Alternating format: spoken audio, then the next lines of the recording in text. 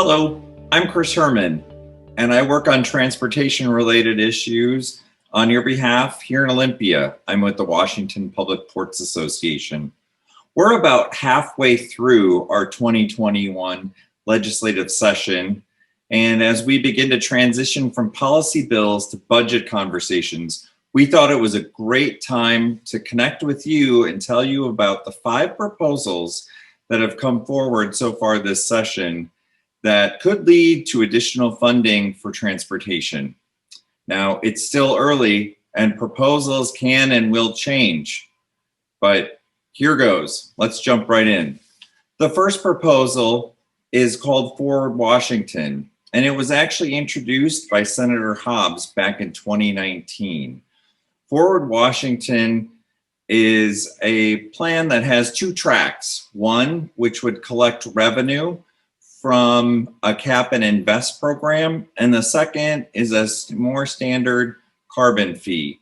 Each proposal would raise just under $16 billion over a 16-year period. Now, Forward Washington is a plan that we've liked since it was introduced in 2019 because it has money dedicated for port districts. Well, $100 million is projected to go into a port grant and loan program to benefit port infrastructure. There's other benefits that ports should like about this plan as well. There's $500 million dedicated for greenhouse gas reduction projects, and we think ports will be eligible for that. This plan also provides $50 million additional dollars for the Freight Mobility Strategic Investment Board. And there's also over $200 million in this plan for freight rail, although these are dedicated to specific non-port projects, and we'd like to see some additional money that's available to port districts. Forward Washington also provides about $2.7 billion in the way of highway maintenance funding. The plan also provides $5.4 billion for additional projects in the state, and it includes the I-5 bridge over the Columbia River, completion of SR-18, as well as US 2, among other projects that are important to ports. The second proposal that was introduced the second week of this legislative session is the House Transportation Proposal, brought to us by Representative Jake Fye. This plan was introduced after more than 80 listening sessions, of which ports participated in some of those sessions.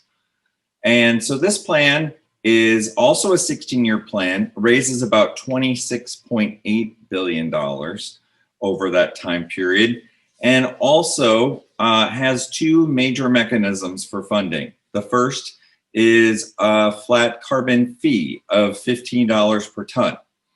And then the second funding source is an increase in the state gas tax of about 18 cents.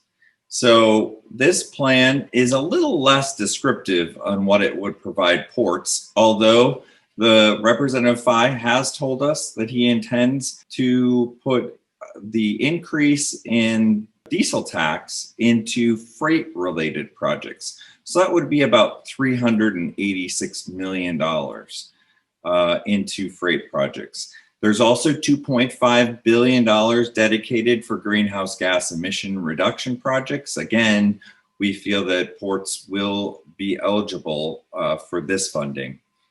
The plan also provides about $200 million for freight rail. Again, this is dedicated just to the state system and not to port districts. So we'd like to see some additional opportunities there. For funding for maintenance and preservation, this plan provides over $6 billion, and it's system-wide, not just for the state highway system. So it's also eligible for city streets and county roads as well. And then the plan provides $6.7 billion for new projects, although again, it's a little light on detail. It only suggests that it will fully fund the I-5 bridge over the Columbia River. So we expect to get more details on what this plan will also propose.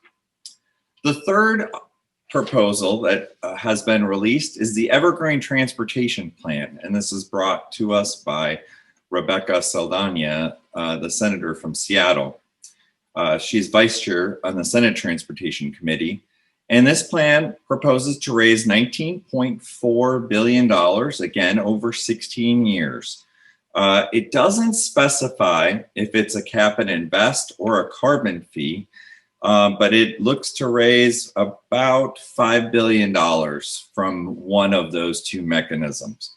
The plan also expects to have a 5-cent per gallon gas tax increase, as well as something called a vehicle emissions fee. This would be a fee based on the expense related to the lifetime or the life cycle of a new vehicle that's purchased in the state.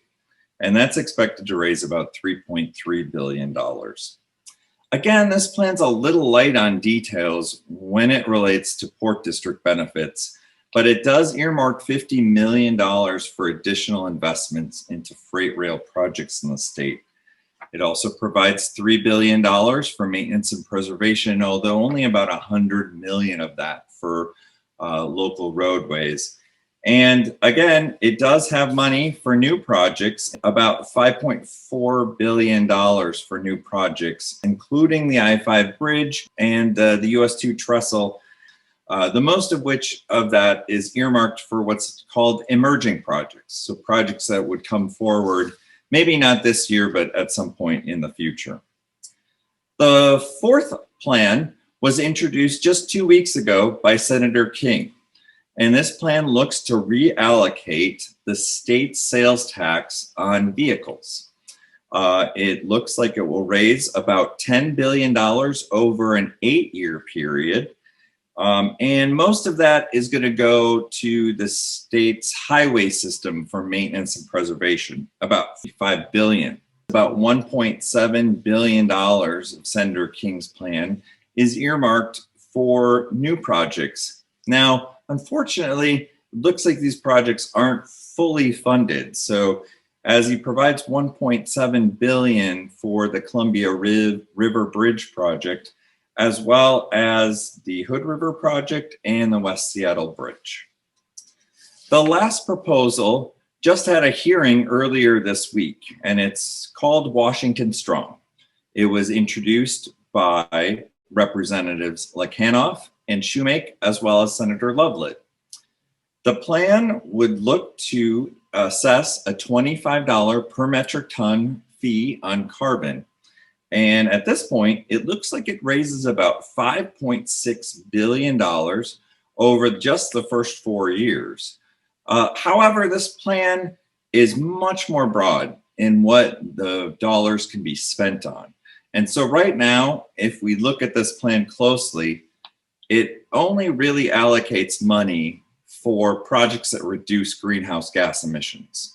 So we're certainly looking to learn more detail about what types of projects would be eligible in the transportation space as it relates to this plan.